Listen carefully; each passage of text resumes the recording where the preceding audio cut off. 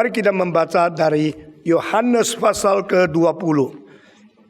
Injil Yohanes pasal ke-20.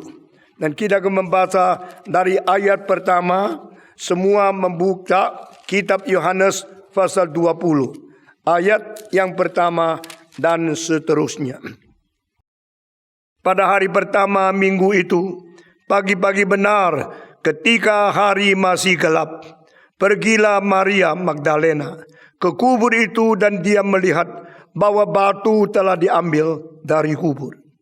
Ia berlari-lari mendapatkan Simon Petrus dan murid yang lain yang dikasihi Yesus, dan berkata kepada mereka, Tuhan telah diambil orang dari kuburannya, dan kami tidak tahu di mana ia diletakkan.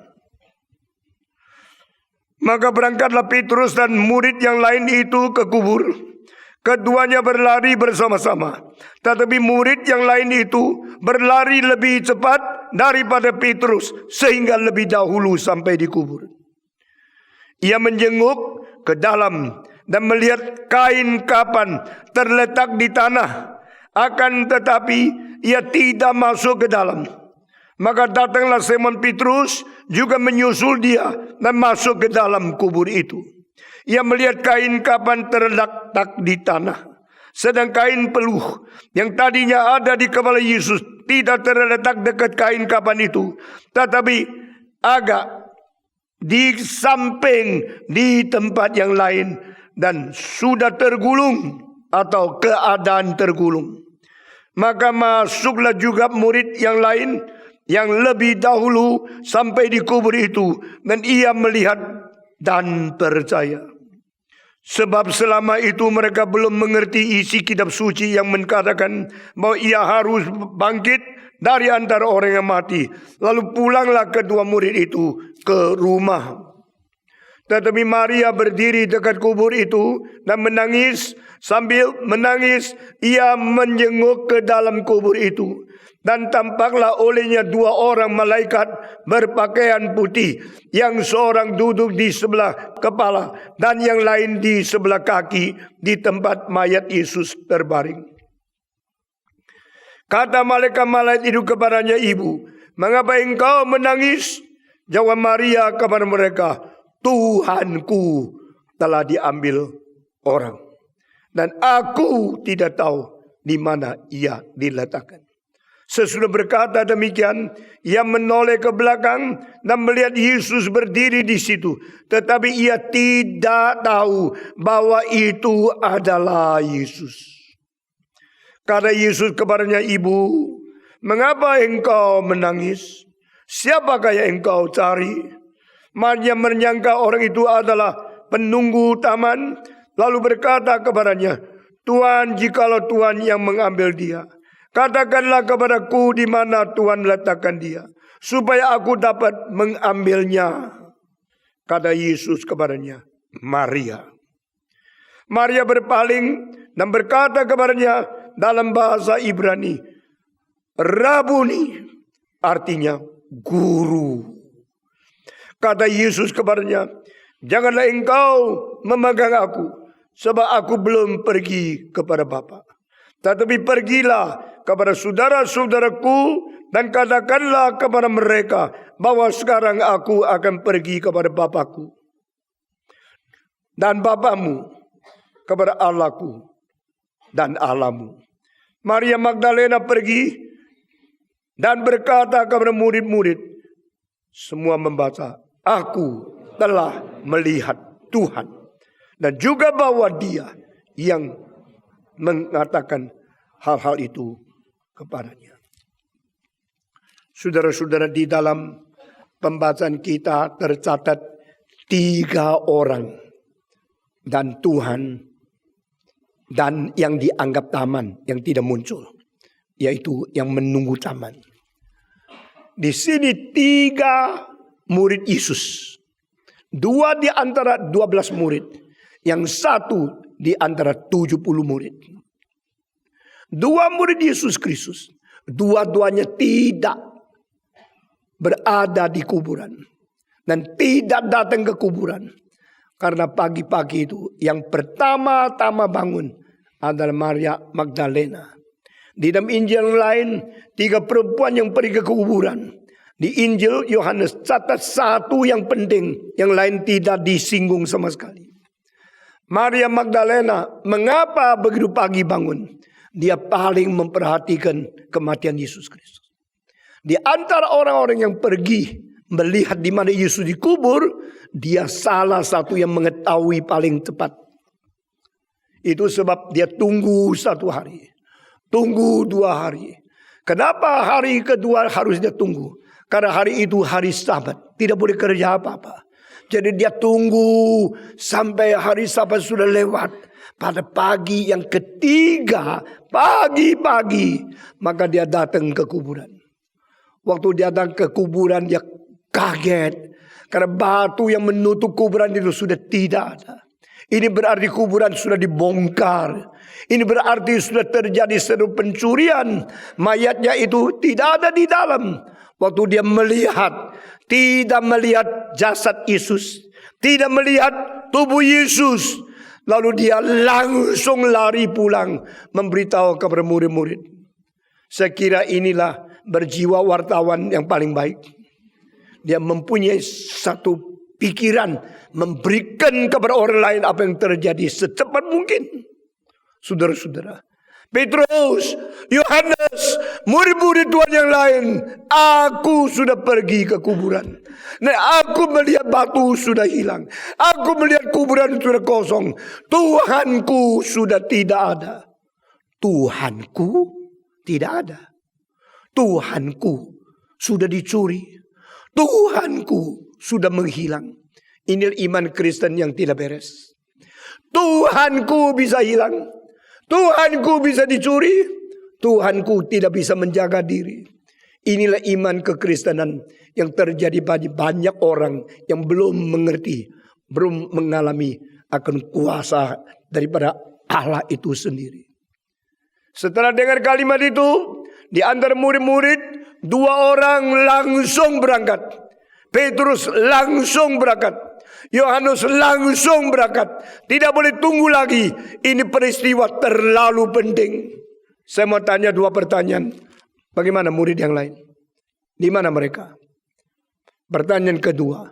Mengapa Petrus, Yohanes berada bersama pada pagi-pagi itu di tempat ini? Dan mengapa mereka tidak kembali ke Galilea? Saudara-saudara, mereka dari 3,5 tahun yang lalu pamit sama papanya, pamit sama istrinya, pamit sama rumahnya. Kita mau mengikut Yesus. Buat apa ikut Yesus? Kenapa? Bukankah engkau cari ikan di Galilea? Bukankah engkau di sini mempunyai usaha yang sangat sukses? Tidak. Usaha Galilea, ikan yang paling baik yang kita kirim untuk kaisar di Roma, mendapatkan uang yang banyak tidak ada arti, karena Yesus memberikan pengharapan dia menjadi Mesias. Dia akan mendirikan kerajaan Israel yang sudah dirobohkan.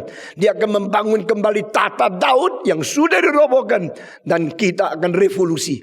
Kita akan menang. Kita mempunyai hari depan yang besar. Ikut Yesus Kristus. Saya mungkin jadi menteri dalam negeri, menteri luar negeri. Ini baru pengharapan untuk engkau. Petrus minta pamit sama istrinya. Yohanes minta pamit sama mamanya. Lalu mereka mengikuti Yesus Kristus. 3 tahun kemudian, 3,5 tahun sesudah mengikuti Yesus Kristus, ternyata apa yang dimimpikan semua menjadi kosong. Apa yang diidamkan semua tidak terjadi. Yesus yang mereka mengharapkan sendiri dipaku di atas salib. Mereka mengetahui sudah hancur mimpinya. Sudah hancur dan roboh segala angan-angan mereka. Dan mereka melihat Yesus dipaku di atas salib. Sekarang 2,5 hari. Yesus di mana tidak tahu. Kabar pertama, mayatnya pun tidak ada. Saudara bisa membayangkan kecewaan itu berapa besar. Maka Petrus harus pergi. Yohanes harus pergi. Saudara-saudara yang melukiskan di dalam sejarah. 2 murid pergi ke kuburan. Hanya 1 orang. Dan lukisannya begitu indah. Berada di d'Orsay Museum di kota Paris. Di seberang daripada itu museum Louvre, di seberang daripada sungai Seine. Saya sendiri pergi mencari lukisan itu karena 40 tahun yang lalu, tahun 73, saya sudah membaca, mengetahui ada lukisan Petrus dan Yohanes pergi mencari Yesus di kuburan. Dan saya menemukan ada di Dorsey. Saya sendiri ke Paris, saya sendiri pergi ke Dorsey, saya sendiri cari di lantai kedua sebelah kanan, kamar keempat. Di situ ada lukisan ini. Lukisan itu tidak terlalu besar, kira-kira 1,5 meter kali 1,80 meter, kira-kira begitu. Petrus di belakang, Yohanes di depan. Yohanes lebih muda, sedikit merungut, dia punya alis dan mata. Dan matanya dan mukanya begitu seram, sedang ditiup oleh angin. Angin Galilea telah membuat rambut dia terkibar-kibar di belakang. Dan kedua tangannya begini, karena memang pagi-pagi kelihatan dia sedikit rasa dingin. Dan Petrus di belakang seperti kehilangan nyawa. Matanya besar sekali, jenggotnya juga dikipas oleh akan angin itu. Dan dengan pakaian agak gelap, Yohanes pakaian agak cerah, agak putih. Dua orang mengikuti satu dengan lain. Mengapa Yohanes di depan? Mengapa Petrus di belakang? Saya membaca literatur, Peter is older than him, so his speed is not as fast as John.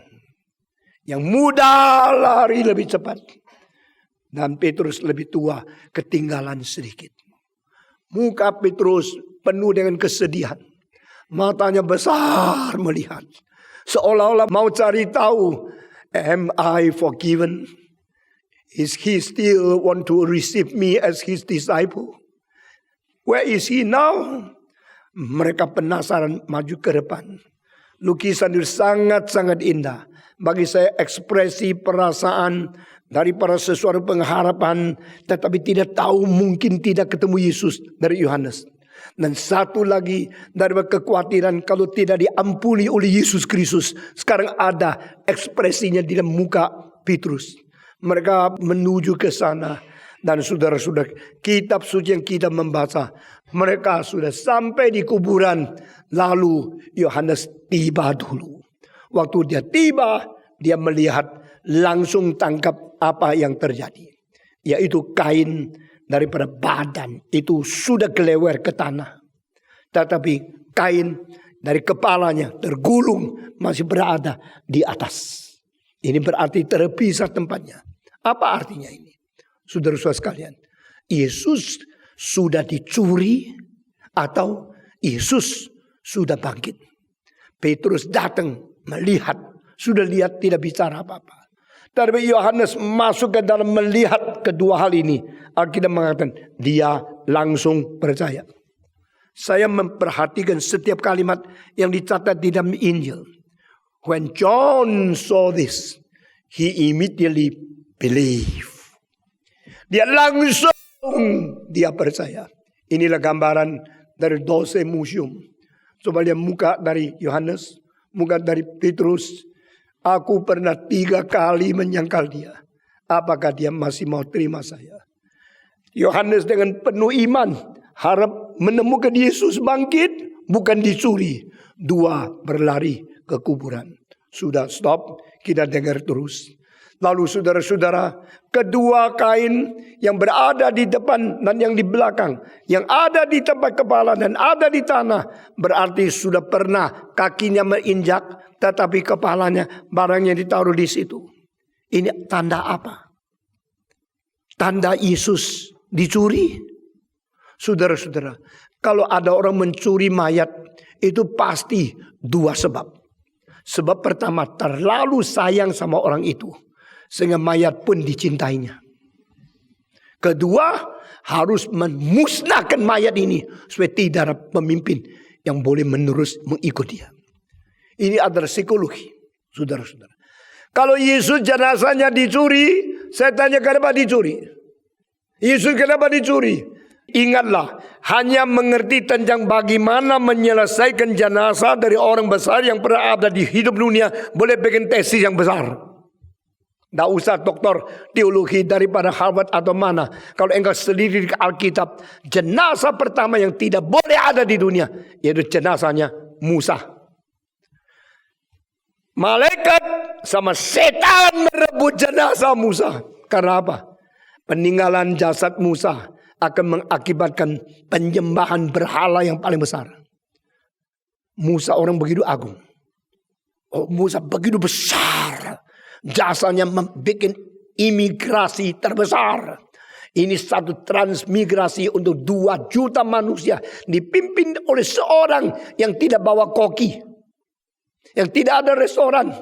Yang tidak mungkin ada pasar jualan makanan. Di padang belantara semua mesti mati. Dia berani bawa. Berani membawa 2 juta manusia keluar dari Mesir. Lalu biar mereka sampai di padang belantara setiap hari tidak tahu makan apa. Akhirnya bukan saja hidup 40 tahun Tuhan pelihara. Sepatu mereka tidak pecah. Pakaian mereka tidak rusak. Dan mata Musa sendiri tidak kabur. Sampai umur 120 tahun. Tetap tajam seperti orang muda. Ini semua mujizat, saya tidak usah ulangi lagi.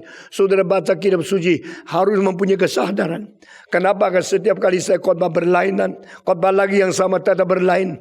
Karena hati saya terus memikirkan tidak habis-habis firman Tuhan yang hidup limpah, yang tinggi, dalam, lebar, dan yang begitu panjang artinya. Saudara-saudara, Musa punya jasad harus disingkirkan. Kalau Musa sudah mati, dikuburkan, mereka akan bikin kuil yang besar. Mereka bikin satu bait Allah yang kedua. Ini adalah bait untuk Allah. Ini adalah bait untuk Musa. Karena Allah pakai Musa menjadi pemimpin. Saudara-saudara, Yesus Kristus tidak boleh ada kuburannya. Kalau Yesus ada kuburan, itu akan menjadi tempat ziarah yang paling besar di dalam seluruh sejarah. Biar pendiri agama ada kuburan, tidak boleh ada kuburan Yesus. Dia harus bangkit, dia harus naik ke surga. Karena dia bukan dari dunia ini. Sekarang dengan Yesus Kristus bagaimana? Dicuri aja. Kalau dicuri, tidak ada orang tahu di mana dikuburkan. Tidak ada orang bisa datang untuk kelilingi kuburan, bikin kampanye saben hari-hari. Tapi Yesus Kristus dicuri oleh siapa? Tuhan tidak izinkan Yesus jasadnya dicuri. Sebagaimana Tuhan tidak mengizinkan setan memelihara jasadnya Musa. Dan malaikat mengambil jasad daripada Musa. Lalu menanamkan dia di mana? Tidak ada seorang tahu sampai hari ini. In the whole history, only Moses and Jesus. No one knows where to find out their corpse. And Jesus was resurrected. Moses was hidden by angel Michael. Archangel Mikael telah mensimpan dia. Saudara-saudara, saya mau tanya, tubuh Yesus taruh di mana sih? Tubuh Yesus ditaruh di mana? Di dalam satu kuburan. Kuburan itu milik siapa? Milik seorang namanya Yusuf. Yusuf dari mana? Dari Arimatea. Kota Arimatea itu kecil sekali. Tapi kota itu menghasilkan seorang kaya sekali. Menghasilkan seorang agung sekali. Menghasilkan seorang moral tinggi sekali. Menghasilkan seorang yang pintar sekali. Karena dari Sanhedrian yang menjadi kumpulan orang representatif dari seluruh orang-orang Yahudi. Ada satu orang yang menjadi kongresmen yang paling penting justru dari kota kecil Arimatea. Yaitu Yusuf. Yusuf ini luar biasa. Alkitab mencatat tentang dia cuma pada waktu Yesus dikuburkan. Selain itu tidak pernah catat siapa dia. Kalau kitab suci Injil tidak catat nama dia, kita tidak tahu siapa dia. Tapi kita tahu ada satu orang namanya Yusuf. Yusuf Arimatea. Waktu Yesus lahir, seorang Yusuf menjadi papa yang memelihara dia. Waktu Yesus mati, ada seorang nama Yusuf yang mengkuburkan dia. Tuhan begitu ajaib mengatur semua ini. Yusuf Arimatea mempunyai uang kelebihan. Seperti engkau punya uang makan, masih cukup beli mobil. Mempunyai uang mobil, masih cukup beli sofa. Mempunyai uang sofa lebih mahal, beli jam yang mahal. Mempunyai jam yang besar, beli arloji lagi. Patek Philippe, Ultima Pique, atau beli Brigade, atau beli Roger Dubuis, yang lain-lain. Kayak kau punya uang lebih. Uang kalau lebih lagi. Yang nakal cari gundik. Yang tidak nakal bikin rumah kedua, bikin villa. Arimatia uang yang kebanyakan sampai selain mempunyai rumah, mempunyai villa, mempunyai apa? Mempunyai kuburan baru. Sebelum mati bikin kuburan. Oh, karena dia tahu dia pasti mati. Saudara-saudara. Dan sebelum mati sudah bikin kuburan. Saya kenal beberapa pendeta Tionghoa, pendeta Taiwan, pendeta Hong Kong. Sampai di Amerika, di Los Angeles, belum beli rumah, beli kuburan dulu. Lalu saya tanya mereka, kenapa lu beli kuburan dulu? Yuk, coba umur 40. Dia bilang, toh mesti mati kan. Lah kenapa beli kuburan dulu? Nggak cari rumah. Rumah terlalu mahal, kuburan murah. Nah waktu itu beli rumah 300.000, 40 tahun yang lalu. Kuburan cuma 2.500. Nah kenapa beli kuburan dulu? Kuburan yang berarti itu Forest Lawn, kuburan yang terindah di seluruh dunia, cuma 2.500. Dan saben tahun naik harga. Ya saya tanam modal di sini dulu. Kalau besok saya belum mati, kuburan saya jual sudah untung 4 kali. Baru cari rumah, itu uangnya sudah tersimpan di situ. Saya kira ini orang hebat sekali loh. Anak pendeta sebelum cari kuburan, uang dana untuk pensiun sudah siap. Saudara-saudara. Kadang-kadang saya dengar pendeta itu khotbah-khotbahnya ke bau pensiun sekali ya. Khotbahnya bau pensiun. Karena dia terlalu takut kalau sudah tua tak laku bagaimana. Saudara, engkau tak tahu kok kapan lu mati. Orang beli kuburan besar, akhirnya mati di kapal terbang. Tak perlu kuburan. Ya. Ada orang bikin kuburan besar, matinya di laut dilempar, yang terima ikan. Kuburan dia itu ada perut daripada ikan. Nah perlu kok. Kenapa mesti khawatir hari depan? Yesus mengatakan hari ini tanggunglah kesulitan hari ini. Sekarang saya lagi tanggung kesulitan apa? Apakah saya besok masih kuat untuk bikin kapin, berkhotbah? Saya pikirkan tubuh saya. Saya tidak pikirkan 5 tahun lagi makan apa, tidur di mana, kuburan apa. Nggak perlu. Dari Arimatia, Yusuf ini sudah mempunyai kuburan baru. Kuburan baru dibikin di mana? Di taman. Taman di mana? Di luar pintu. Pintu apa? Pintu dari tembok. Tembok apa? Tembok Yerusalem. Berarti outside of the city of Jerusalem, yang begitu sibuk, yang begitu padat, begitu di pinggir daripada tembok sudah ada tanah taman. Di situ dia bikin satu kuburan. Ternyata dia kaya. Dia kaya, dia punya uang, dan dia pilih tempat yang paling dekat kota. Pilih tempat di kota yang paling penting. Pilih tempat di pinggir pintu gerbang dan dari tembok daripada kota Yerusalem. The rich man with the money over than what he need, and he can have a new tomb. Baru jadi. Begitu baru jadi, ada seorang namanya Yesus yang mati. Langsung dia setuju boleh pinjam kuburan barunya.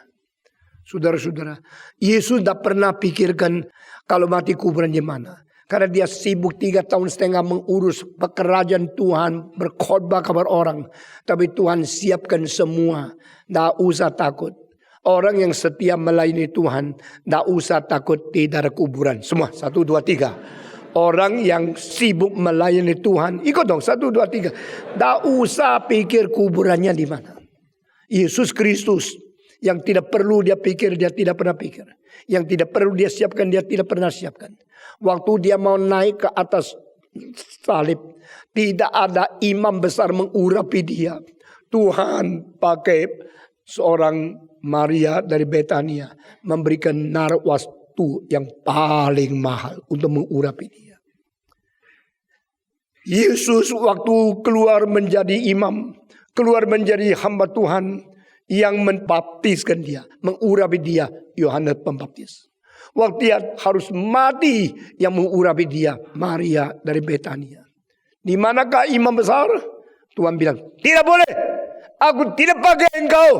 Aku pakai orang yang kupilih untuk bersiapkan segala sesuatu bagi Yesus Kristus. Pada waktu Yesus dikuburkan, mayatnya kenapa bisa jatuh di dalam tangan Yusuf Arimatea? Karena orang ini orang terkenal. Orang ini mempunyai hubungan baik sama jabatan tertinggi. Dan pada waktu Yesus dipaku di atas kayu salib, orang pertama yang datang ke Pilatus, "May I have the body of Jesus? After bring it down from the cross, please give it to me." Pilatus mengatakan, "Yes, you can have it." Saudara-saudara, gampangkah saat seperti ini bicara sama Pilatus? Gampangkah runding sama dia?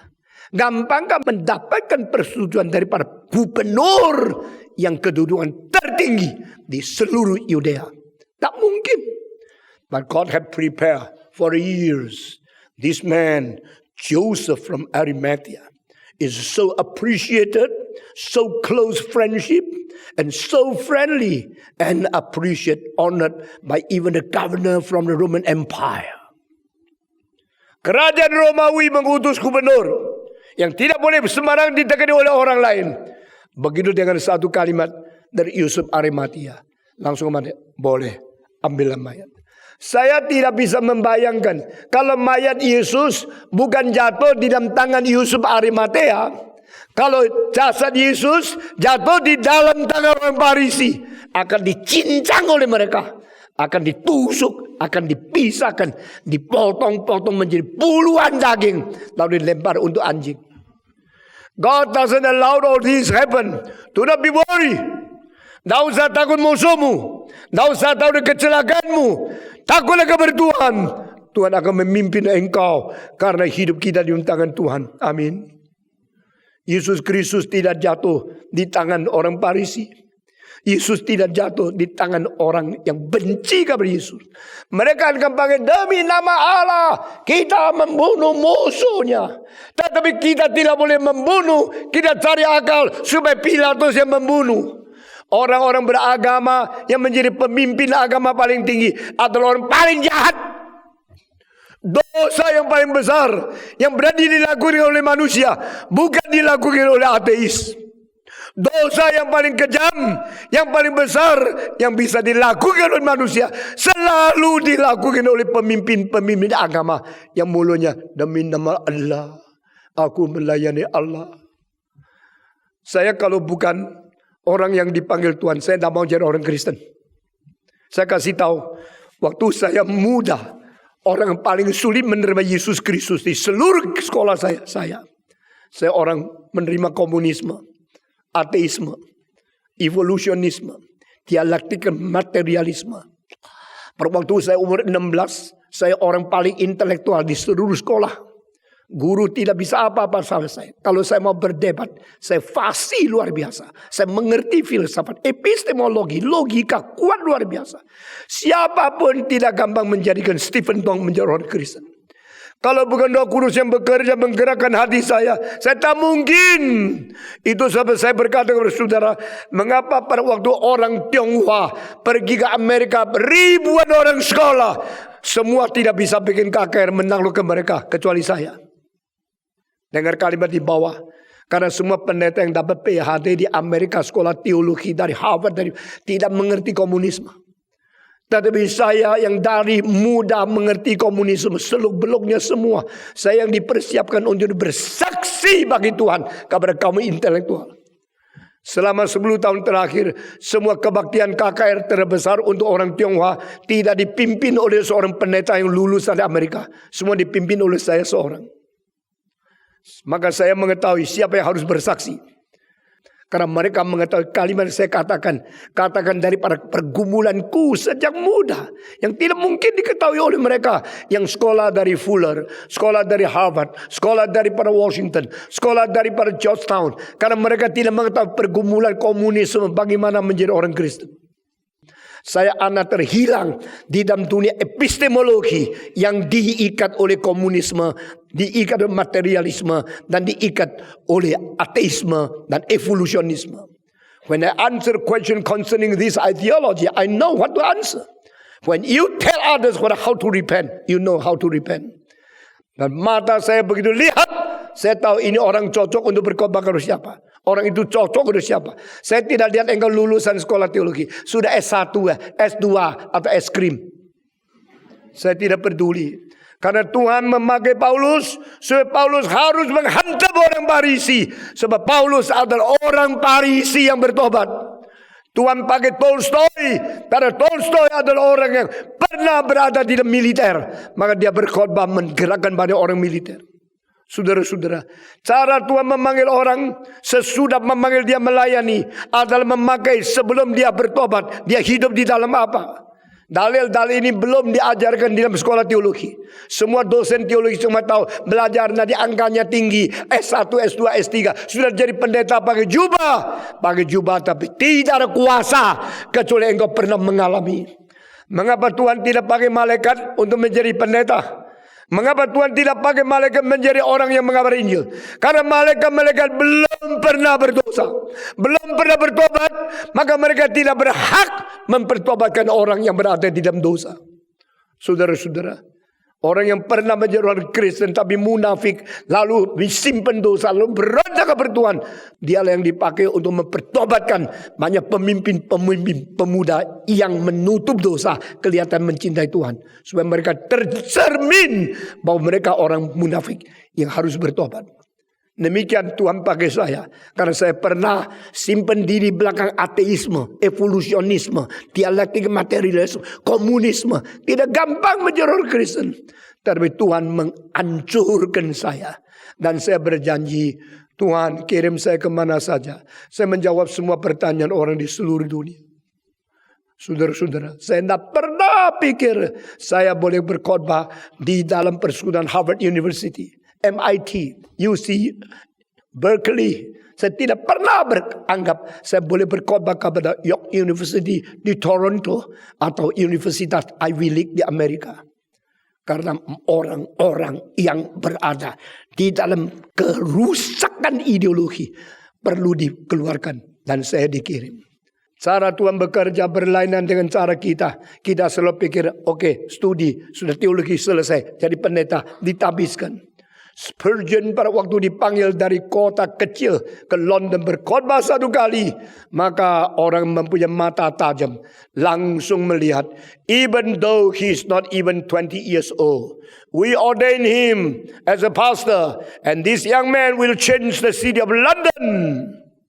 Bukan Anglican, karena Anglican terlalu banyak rumit, terlalu banyak konstitusi. Tetapi Baptist Church memperbolehkan anak 20 ditabis menjadi pendeta. Dan di dalam berapa tahun orang seperti Spurgeon memenuhi satu gedung 6.000 orang. Dia menjadi pendeta berpuluh-puluh tahun di situ. Tidak ada mikrofon. Saudara-saudara, Tuhan selalu bekerja berlainan dengan cara manusia, lainan dengan standar manusia. Yang menjadikan orang menciptakan jobs paling banyak adalah seorang namanya Steve Jobs. He created so many jobs. His name is Jobs. If he come ask for profession, he will get no jobs. Karena dia belum lulus. Saudara-saudara, saya melihat cara Tuhan bekerja lain sekali. Nah, saudara-saudara, demikian Yesus Kristus diatur 33 tahun setengah. Pada tahun pertama, seorang Nikodemus terbuka matanya, melihat apa yang ada pada Yesus. Saya tidak ada. Apa yang saya ada, dia ada. Apa yang dia ada, saya tidak ada. Siapa ini? Maka semua orang Farisi matanya dibutakan. Hanya satu orang dibuka matanya. Something in Jesus I should know. He come to knock the door. He come to have conversation. He come to say he's admired. If God is not with you, you never can do and perform all these miracles during these days. Yesus mengatakan, I'm so thankful. You all Pharisee, you all reject me, but only you come to me. You're my good friend. Okay, let us have a diplomatic relationship from today. Yesus tidak menerima baik dia. Yesus mengatakan, verily, verily, I tell you, if anyone is not born of the Holy Spirit, will never enter into the kingdom of God. Do you know that? Oh, Yesus kerasnya luar biasa. Yesus tidak cari orang menerima dia. Yesus tidak appreciate orang yang masih mau hargai dia. Yesus langsung kata kepada dia, jangan kira orang Farisi, jangan kira kau pejabat tinggi, jangan kira engkau mempunyai sesuatu kekuasaan agama. Aku berkata, jika engkau tidak diperandakan oleh Roh Kudus, engkau tidak akan masuk ke dalam kerajaan Allah. How can an old man like me to be born again? Should I go into the tomb of my mother again and to be born for the second time? No! You must be born from above. You must be born of the Holy Spirit, not from your mother again. Saudara-saudara, I tell you about the worldly things you do not understand. How can you understand the heavenly things? Yesus Kristus begitu keras terhadap orang-orang Farisi yang akan membunuh dia. Tapi di antara mereka Tuhan persiapkan satu yang tua, yang hebat, yang dihormati, melihat apa yang tidak dilihat oleh orang Farisi yang lain.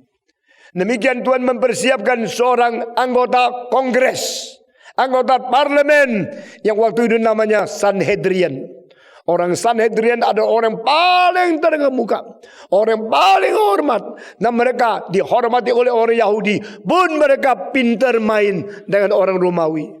Sehingga Yusuf daripada Arimatea dihormati begitu oleh Pilatus.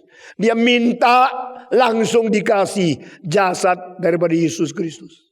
Lalu ditaruh di kuburannya. Ini cara Tuhan supaya Yesus tidak diganggu. Kalau Yesus sudah mati tidak bisa membela diri. Mungkin dicincang, mungkin diserahkan kepada anjing. Gigit akan tulangnya, matikan dan dimakan seluruh badan dan dagingnya. Orang Yahudi benci Yesus sudah sampai ke dalam tulang. Karena Yesus tidak berkompromi. Yesus sengaja, saya pakai istilah sengaja tidak dicatat di Alkitab. Lalu seorang yang saling dekat dengan saya, berani you pakai istilah sengaja. Saya bilang berani. Kenapa enggak berani? Karena 3 kali terjadi dia tidak mau berubah. Orang yang sakit 38 tahun, Yesus sembuhkan dia hari Sabat. Lalu orang yang buta, pasal 9, Yesus sembuhkan dia hari Sabat. Hari Sabat, hari Sabat, hari Sabat. Yesus melakukan mujizat. Membangkitkan orang mati. Itu membuat mereka marah. Tidak bisa mengampuni. Engkau pakai hari Sabat. Bukan ini melanggar akan Taurat. Kemarin pagi dia bilang hari Sabat. Yahudi semua tidak bekerja. Maka hari itu kesempatan setan bekerja. Hebatnya. Saya tidak pernah pikir ke situ. Saya bilang, ayo kita kerja yuk. Sebab orang Yahudi semua tidak bekerja. Kesempatan kita bekerja. Itu sebab Yesus bekerja hari Sabat. Setan jengkel sekali. Ini pentafsiran yang luar biasa. Saudara-saudara. Setan bekerja hari Sabat. Karena tidak ada gangguan. Ada orang Yahudi semua tidak berani kerja apa-apa. Setan bekerja. Sesudah itu Tuhan Yesus kerja hari Sabat. Untuk melawan setan. Saudara-saudara. Ini benar. Saya dengar khotbah dia. Saya bilang, this is very good. This is excellent. This is something we should understand from the Bible. Saudara-saudara. Yesus melakukan mujizat. Sengaja pakai hari Sabat. Mengakibatkan kebencian Yahudi makin meruncing. Dan akibatnya dia harus dipaku di atas kayu salib. Dan dia mungkin dicincang, mungkin dibunuh, dihancurkan jasadnya. Dan dagingnya dilempar untuk anjing untuk makan. Tapi Tuhan Allah bilang, no. I do not allow anyone break any bones of my son. Saudara-saudara. Saya tidak mengizinkan siapapun mempatahkan satu tulang dari anak saya yang tunggal. Yesus Kristus dipelihara oleh Tuhan. Tidak boleh satu tulang patah. Tidak boleh satu kulit dirusakkan. Setelah dia mati, dia bangkit. Dan jasadnya itu dipelihara. Tuhan pakai Arimatea, Yusuf. Taruh di kuburannya. Sesudah itu Yusuf menghilang. Saya sampai hari tidak lagi mencari data. Yusuf kemana? Setelah Yusuf hilang, Yesus bangkit. Kuburan itu masih ada. Tapi orang pemiliknya hilang.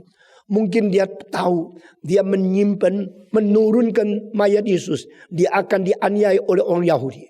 Maka dia akhirnya menyimpan, menyembunyikan diri. Tidak muncul lagi dalam sejarah.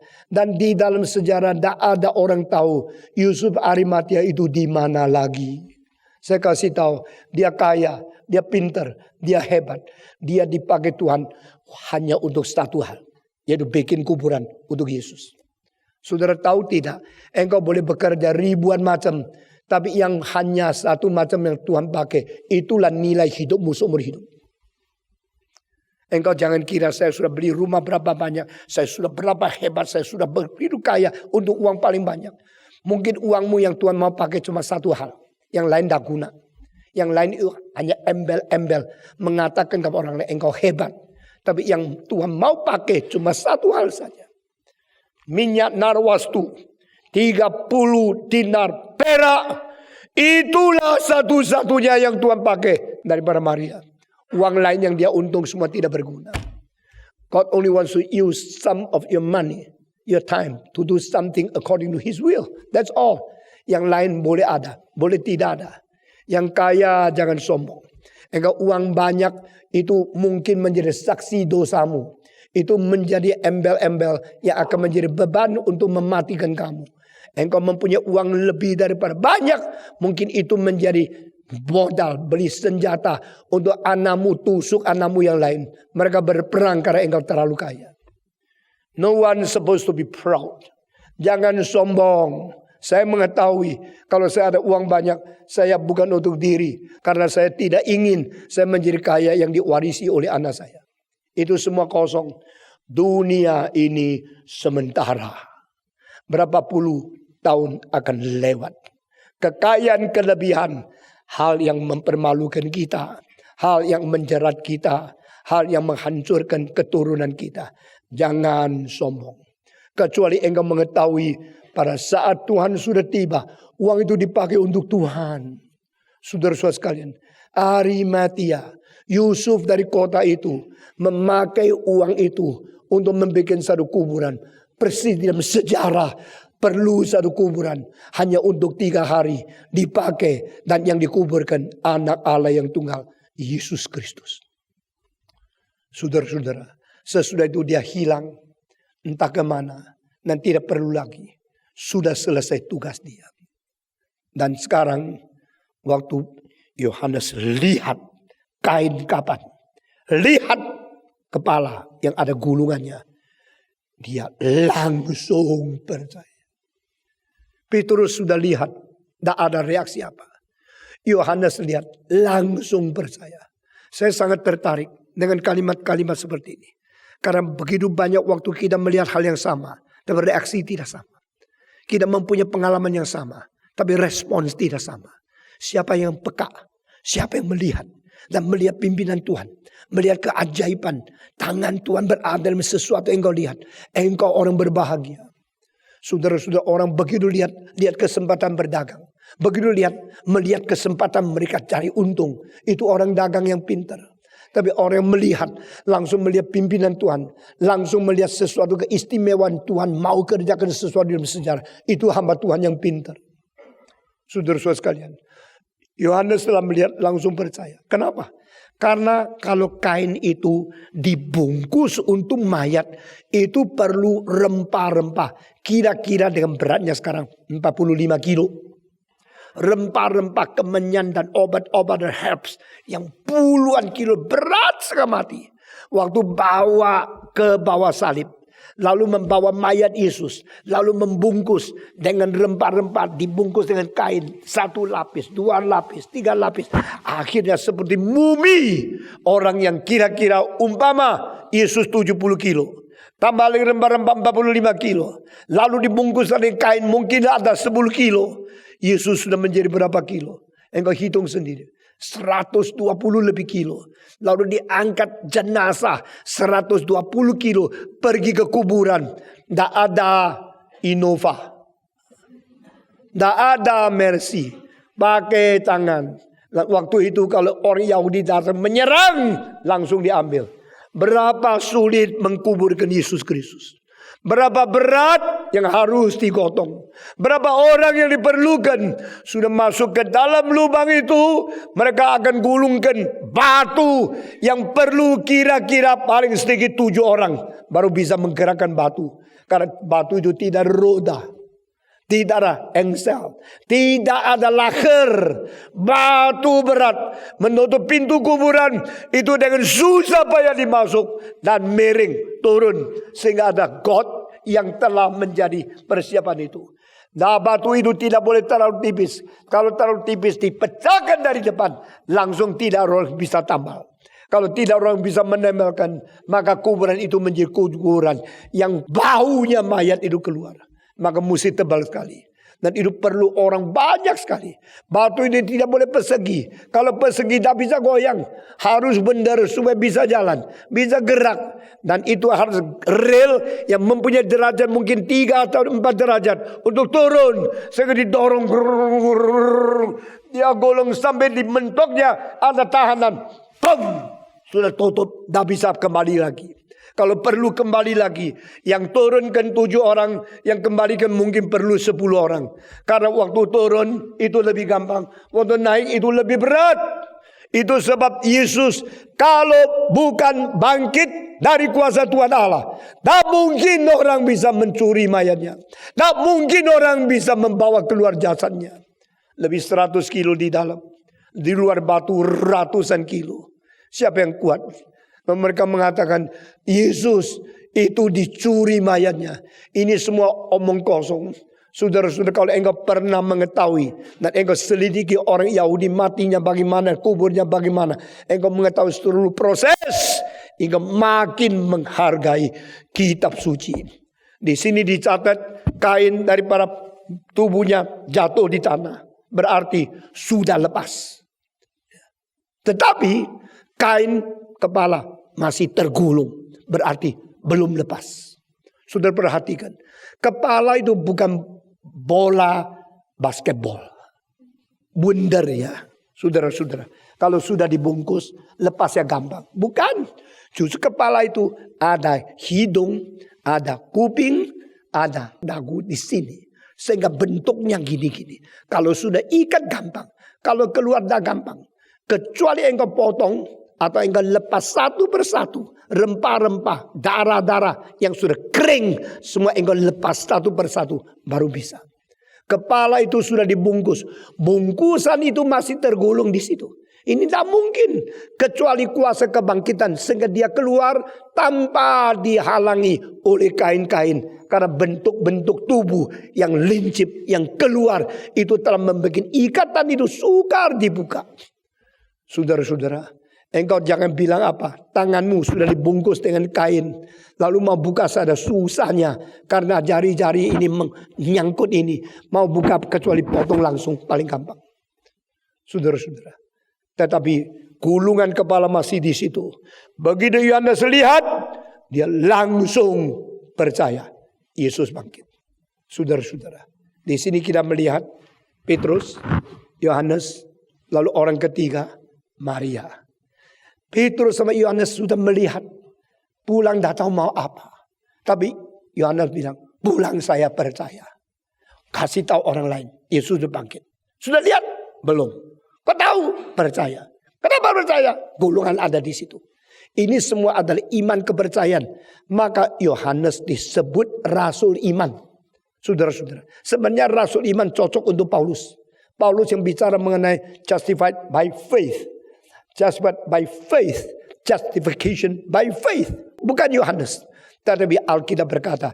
Seluruh kitab perjanjian baru. 270 kali muncul istilah pistos. Iman. Iman.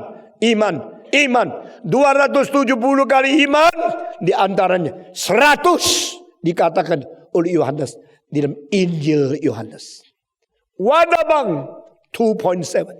100 among 270. Daripada Yohanes. Dia beriman. Dia beriman langsung melihat kain kepala yang tergulung. Dia langsung beriman. Ini orang Kristen macam Petrus. Orang Kristen macam Yohanes. Satu macam lagi orang Kristen macam Maria Magdalena.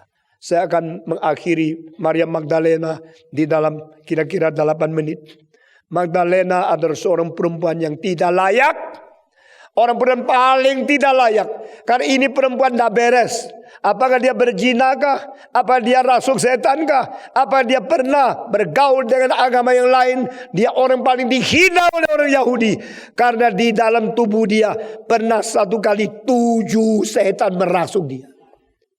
Perempuan, sudah perempuan, kena setan lagi. Kenanya 7 kali lagi. 7 setan. Siapa mau perempuan ini? Siapa menghormati perempuan ini? Kalau engkau harus menikah sama perempuan, dia bilang, dulu saya kerasukan 7 setan. Kamu mau tidak? Mau tidak jadikan dia pendeta? Mau tidak terima seorang perempuan yang pernah kerasukan 7 setan? Saya kira orang yang paling pintar menghina orang lain adalah pimpinan gereja. Tidak sekolah apa-apa. Pernah berbuat dosa. Orang begini bagaimana dipakai Tuhan? Saya berkata kepada saudara, dengar kalimat di bawah. Surga, orang pertama masuk, Firdaus, orang pertama diampuni, justru perampok. Amin. Bukan anak orang baik.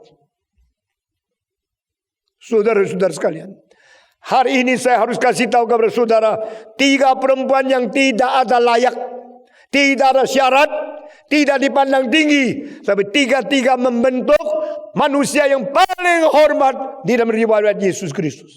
Pertama, anak perempuan mungkin umur 14, 15. Maria perawan. The Virgin Mary was very, very young.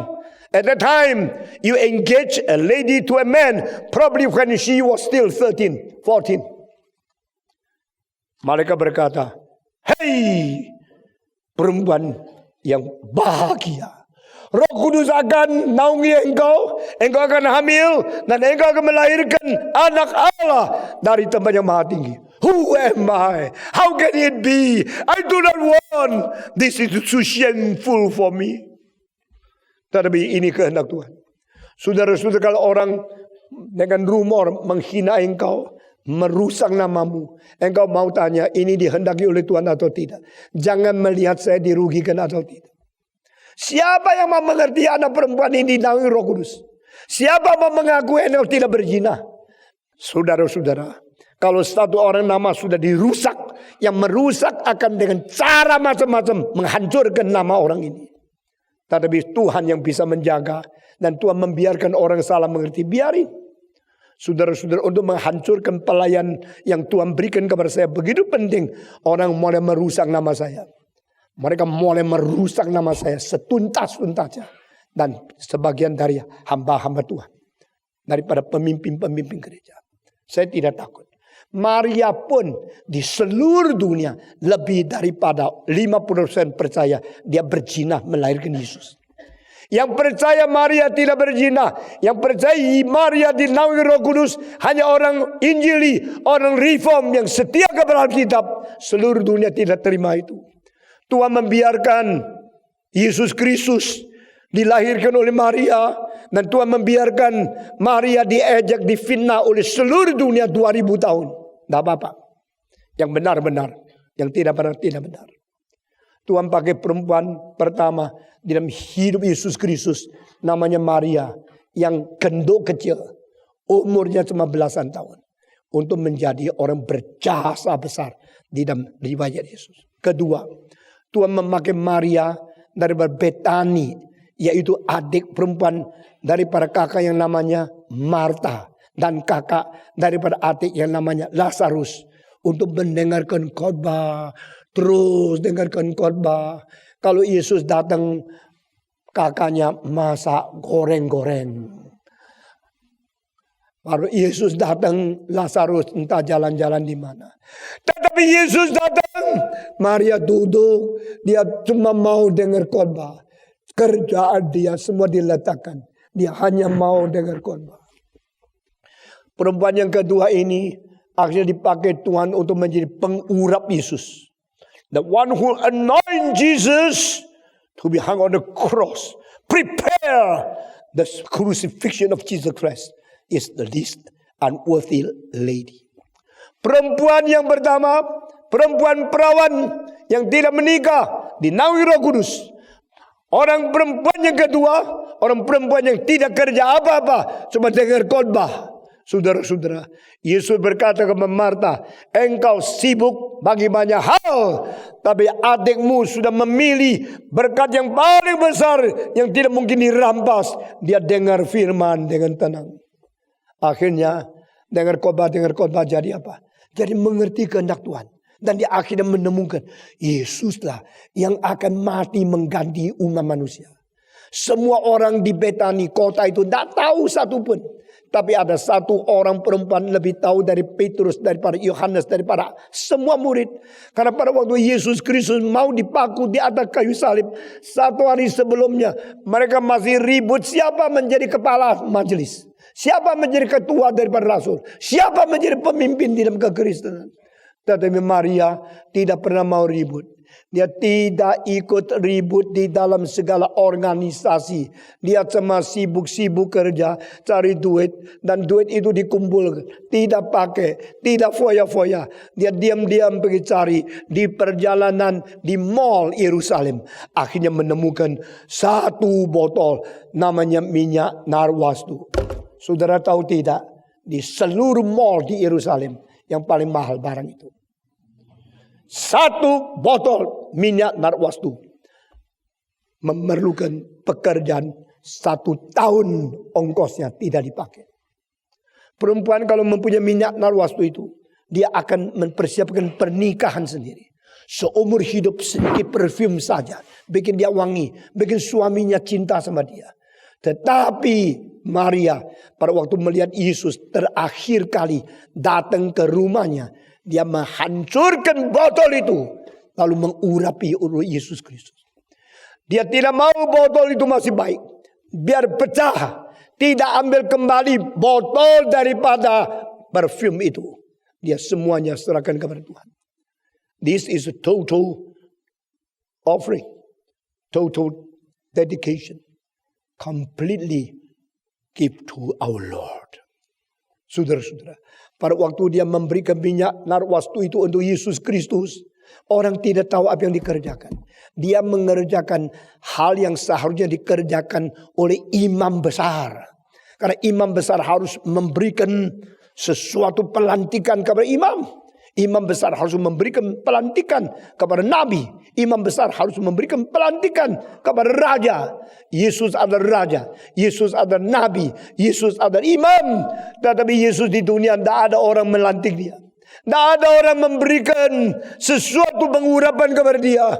Akhirnya Tuhan mengatakan, you or the high priest, you do nothing.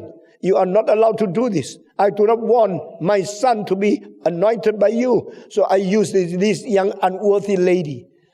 Ini adalah orang perempuan kedua yang tidak layak. Tuhan pakai menjadi pelantik Yesus Kristus. Oh saudara-saudara, Yesus cuma dijamah 3 orang kepalanya. Saya percaya pertama, Simeon. Waktu dia umur 8 hari, mengalirkan darah pertama kali, mengganti dosa kita. Waktu Yesus disunat. Jesus shed his blood the first time when he was 8 days. When he was circumcised. Yesus bukan mengalirkan darah pada waktu di atas kayu salib saja. Hari ke-8 dia disunat, sudah mengalirkan darah, mengganti engkau dan saya menjalankan syariat Taurat. Dan waktu itu Simeon yang tumpang tangan berkata, now please release your servant. Now I'm ready to see you, God, because I have seen with my own eyes your salvation. What is your salvation? The incarnated Christ, the circumcised Christ, the Christ who shed the blood. I see this young boy, this infant, 8 days old, circumcised by shedding blood to love me. Kedua, tangan Maria mengurapi dia. Sebelum ini tangan kedua yang mentumpang tangan adik Yesus, Yohanes Pembaptis, membaptiskan dia. Yohanes Pembaptis adalah tangan yang diizinkan Allah untuk menjamah tubuh Yesus menjadi seorang yang membaptiskan dia. Dan pada saat itu dia mengatakan, when I baptize people, everyone come to repent. Only one come not to repent, and to show he is the Son of God. The Spirit is on him. Pada waktu Yesus ditumpang tangan oleh Yohanes Pembaptis, Roh Kudus turun dan Allah berkata, "This is my son, my beloved son. Listen to him, ye all." Orang ketiga, Tuhan bukan pakai laki-laki. Simeon yang tua, bukan pakai Yohanes yang muda, pakai perempuan untuk mengurapi minyak narwastu kepada kaki Yesus. Tuhan tidak izinkan Maria perempuan tumpang tangan atas kepala Yesus. Tapi Tuhan pakai dia mengurapi pakai kaki Yesus. Urutan semua sudah diatur. Tidak boleh sembarangan. Tapi urapan ini kalau menurut orang hanya tanda cinta kasih kepada Yesus. Tapi Yesus mengatakan interpretasinya bukan begini. Lalu yang tanya, what is the interpretation? What is the true understanding? What the meaning of the now anointing you with this the perfume? Yesus mengatakan, jangan ganggu dia. Dia sedang melakukan hal ini untuk hari aku dikuburkan. She is preparing the day of my atonement. Saudara-saudara, apa artinya? I will die for all. I will die to be sacrificed myself, to be the ransom for you, all the sinners. I'm your savior. I'm your redeemer. But who anoint me to the redeemer?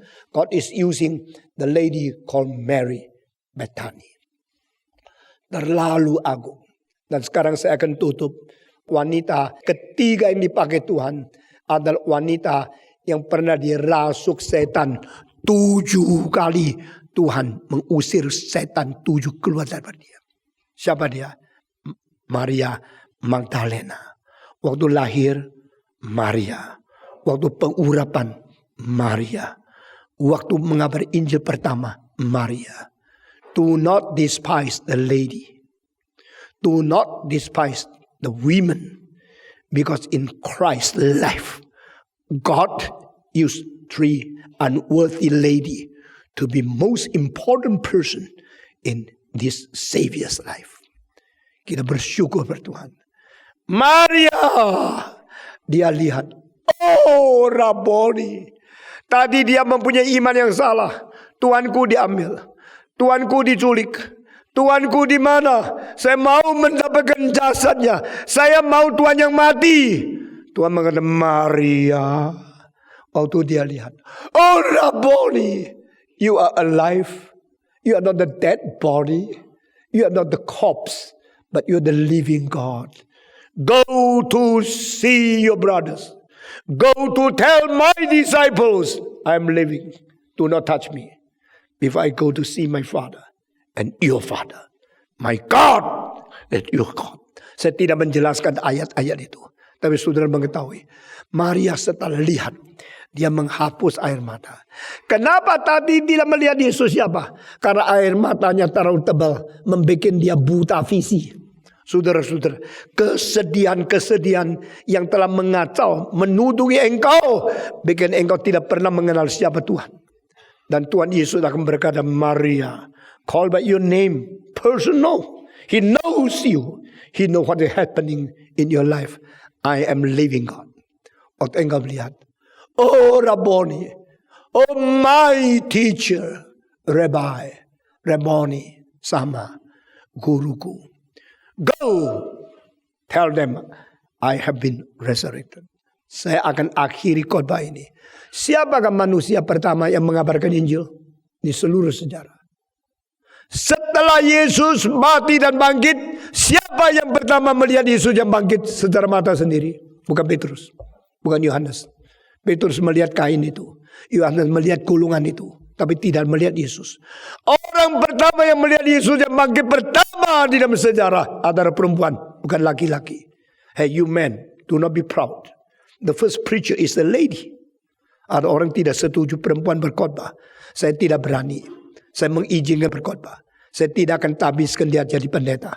Tapi dia boleh berkhotbah. Kenapa? Alkitab katakan, yang pertama-tama memberitakan firman Yesus bangkit bukan orang laki-laki, orang perempuan. Biarpun saya tahu gereja reform di seluruh dunia tidak mentabiskan perempuan dan tidak izinkan perempuan naik atas mimbar. Tapi Stephen Tong tidak. Saya bukan orang tidak belajar kitab suci. Saya berkata kepada saudara, Tuhan tidak menghina perempuan. Tuhan bisa memakai perempuan menjadi pengkhotbah. Dan orang pertama yang masuk surga bukan orang Farisi, bukan paus, bukan pendeta, bukan uskup, bukan rasul. Yang pertama masuk ke dalam Firdaus adalah perampok. Orang pertama yang mengaku Yesus adalah anak Allah, bukan orang Farisi, bukan orang Yahudi, tapi orang Romawi, centurion. Orang pertama yang mengabar Jesus is alive, He's resurrected, bukan rasul, tapi perempuan yang pernah dirasuk 7 setan. Demi nama Yesus, saya perintahkan kamu, jangan menghina mereka yang kau kira unqualified, kurang belajar, anak yang pernah berdosa. Karena cara Tuhan memakai untuk dirikan kerajaannya, untuk memperkembangkan gerejanya, adalah orang seperti perampok, orang seperti orang yang rasuk setan, orang yang pernah narkoba. Karena kalau mereka sungguh-sungguh bertobat, mereka akan menjadi berkat paling besar. Mari kita semua tunduk kepala.